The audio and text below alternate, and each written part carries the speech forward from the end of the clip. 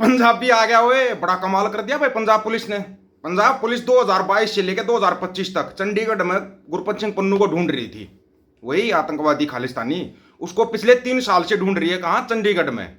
शायद छोटे से छोटा बच्चा ही बता सकता है कि वो अमेरिका के अंदर है, बता सकता ना। लेकिन चंडीगढ़ पुलिस, पंजाब पुलिस ढूंढ रही है उसको चंडीगढ़ में, और रिपोर्ट भी सौंप दी। बड़े कमाल की बात है ये। कमाल है ना, सिर्फ यहीं पे हो सकता है, और कहीं ऐसा कमाल कभी नहीं होता। वो तो और ही देश होते हैं जो चाहे निखिल गुप्ता हो चाहे विक्रम हो, उठा ले जाते हैं, उठा के ले जाते हैं वो मिनटों के हिसाब से। दूसरी तरफ मैंने कल भी बताया था, जो ये राशन चोरी का लगा रहा है भगवंत मान, ये इनका चूहे बिल्ली का खेल है। ये आपस में खेलते रहेंगे। आज केंद्र सरकार ने बोल दिया हमने एक भी कार्ड नहीं काटा पंजाब का। अब भगवंत मान सबूत देता रहेगा। ये होता है मुद्दों से ध्यान भटकाना। आपका मुद्दों से ध्यान भटका दिया जाएगा, और बड़े आराम से। ये लो, ट्रंप ने अगला इनाम और दे दिया। कबूल तो कर लेना। ठीक है, जेडी वेंस ने कर दी घोषणा, क्योंकि ट्रंप ने दे दिया इनाम अगला। बोला लो एक इनाम और ले लो, तुम बड़े अच्छे काम करते हो, इनाम तो लेना चाहिए। दूसरी तरफ हरियाणा वालों, या तो बर्बाद होने के बाद जगना, या बर्बाद होने से पहले जग जाओ। 3 लाख एकड़ जमीन कम नहीं होती। तुम्हारा नंबर आ चुका है। और अगर तुम सोचते हो कि भाई सरकार बदली हो जाएगी, कांग्रेस की सरकार आ जाएगी तो ये जमीन वापस मिल जाएगी, नहीं मिलेगी। खुद राहुल गांधी ने बोला है। राहुल गांधी ने बोला है खुद। राहुल गांधी से सवाल किया गया था कि भाई जो सरकार जमीन कब जा रही है वापस मिलेगी क्या? जितनी संस्थाओं का निजीकरण किया गया है, क्या उन संस्थानों का फिर से राष्ट्रीयकरण किया जाएगा? राष्ट्रीय क्या? निजीकरण वापस। जितनी संस्थाओं को मोदी जी ने बेच दिया है, क्या उस संस्थानों का फिर से राष्ट्रीयकरण होगा? नहीं, ये तो मुश्किल होगा।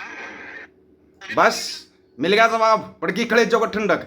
ये तो मुश्किल होगा। कहीं तुम सोच रहे हो कि पहले सरकार बदल जाएगी तुम्हारी जमीन वापस मिल जाएगी? ना मुन्ना ना, गलतफहमी में जीना छोड़ दो। तुम जब तक गलतफहमी में जीते रहोगे ना, तब तक तुम्हारे साथ ऐसा ही होगा। ऐसा ही होता रहेगा तुम्हारे साथ। अब सुनो भाई, पंजाब पुलिस की रिपोर्ट बड़ा कमाल कर दिया भाई। चलो कम से कम आज नेशनल मीडिया में तो पन्नू का नाम आया। नेशनल मीडिया ने याद तो किया आज पन्नू को, पंजाब की मीडिया ने याद तो किया आज पन्नू को। बड़े कमाल की बात है। चंडीगढ़ ने आतंकी पन्नू को ढूंढ नहीं सकी पुलिस, अदालत में अनट्रेस रिपोर्ट दाखिल की। अनट्रेस रिपोर्ट समझते हो कि बंदा ना मिलना। यार सबको पता है वो कहाँ कनाडा अमेरिका का नागरिक है। वो आज से थोड़ी इतने सालों से है, और 3 साल से ढूंढ रहे हो। 3 साल पहले चंडीगढ़ पुलिस ने खालिस्तानी समर्थक संगठन सिख फॉर जस्टिस के लीडर आतंकी गुरपत सिंह पन्नू के खिलाफ एफआईआर दर्ज की थी। इस मामले में पुलिस पन्नू को ढूंढ नहीं सकी, इसलिए पुलिस ने जिला अदालत में अनट्रेस रिपोर्ट दाखिल कर दी भाई अनट्रेस रिपोर्ट। इस रिपोर्ट पर अदालत ने सुनवाई के लिए शिकायतकर्ता को नोटिस जारी कर दिया है। अब इस मामले में अगली सुनवाई 22 सितंबर को होगी। सुनवाई भी होगी अब इस मामले में। पन्नू आएगा क्या? पन्नू के खिलाफ सेक्टर 3 थाना पुलिस में ने 31 मई 2022 को एफआईआर दर्ज की थी। तब हिमाचल प्रदेश में विधानसभा चुनाव को लेकर पन्नू ने इंटरनेट मीडिया पर भड़काऊ बयान दिया था। पन्नू पर हिंसा भड़काने, नफरत फैलाने और सार्वजनिक व्यवस्था भंग करने के आरोप लगाए गए थे। पन्नू की तरफ से खालिस्तान जनमत संग्रह को लेकर दिए गए भड़काऊ भाषणों और बयानों ने माहौल को बिगाड़ने की कोशिश की, इसलिए यह केस दर्ज किया गया। कुछ पहले तो तुम बोलते हो यहाँ तो ऐसा कुछ है ही नहीं, वो अमेरिका और कनाडा में कर रहा है, फिर तुम यहाँ पे केस दर्ज कर रहे हो। अगला रेफरेंडम की वोटिंग अमेरिका में हो रही है, केस दर्ज यहां हो रहा है। ट्रंप खुद साथ दे रहा है, ये केस दर्ज कर रहे हैं। कमाल ही हो गया भाई। इस मामले में चंडीगढ़ पुलिस ने फिलहाल जांच बंद कर दी है और जिला अदालत में अनट्रेस रिपोर्ट दाखिल कर दी। इस रिपोर्ट में पुलिस ने कहा कि आरोपित को ढूंढने की तमाम कोशिशों के बावजूद वह पकड़ा नहीं गया। याद आया कुछ? आज से 3 साल पहले ऐसा एक नोटंकी हुई थी, याद है क्या? वो अमृतपाल को लेकर इतने जिलों की पुलिस लगा दी, यहां से निकल गया वहां से निकल गया, दिन दहाड़े वो पुलिस उसको ढूंढ नहीं पाई। वो पता नहीं किस किस को उठाया गया था। याद आ रही है वो कहानियां या नहीं याद आ रही है? बता देना। नहीं याद आ रही तो तसल्ली से याद दिलवा देंगे उन कहानियों को। यहां देखा गया हरियाणा से भी बंदों को उठा लिया गया था। गौरतलब है कि एसएफजे एक प्रतिबंधित संगठन है जिसे भारत सरकार ने पहले ही गैर कानूनी करार दिया हुआ है। गुरपत सिंह पन्नू कनाडा में रह रहा है और लंबे समय से भारत विरोधी एजेंडा चला रहा है। वह इंटरनेट मीडिया के जरिए लोगों को भारत के खिलाफ भड़काता है। वह पंजाब में कई बार हमलों की भी धमकी दे चुका है। हाल ही में भारत सरकार ने एक राजपत्र जारी किया जिसमें बताया गया था कि पन्नू के खिलाफ देश भर में 104 आपराधिक मामले दर्ज हैं। 104 मामले दर्ज है, फिर अरेस्ट क्यों नहीं करते? लिखो अमेरिका पुलिस को लेटर, लिखो कनाडा को लेटर। क्या कर नहीं सकती सरकार? ऐसा कर सकती है, लेकिन यहाँ पर नोटंकी बहुत जरूरी होती है। नोटंकी नहीं होगी तब तक चलेगा कैसे? काम तो नहीं चलेगा ना। और भाई, ट्रंप का नया तोहफा कबूल करोगे क्या? कबूल करोगे? करना पड़ेगा, ट्रंप ने दिया है। Secondary tariff on India, America ने भारत पर सेकेंडरी टैरिफ लगाए। जेडी वेंस ने दिया अपडेट। जेडी वेंस बोल रहा है ये भले के लिए लगाए हैं, तुम्हारे बुरे के लिए नहीं। मतलब जनता का अच्छा खासा भला होगा। आपको बताते हैं, अब इसका असर सुन लेना।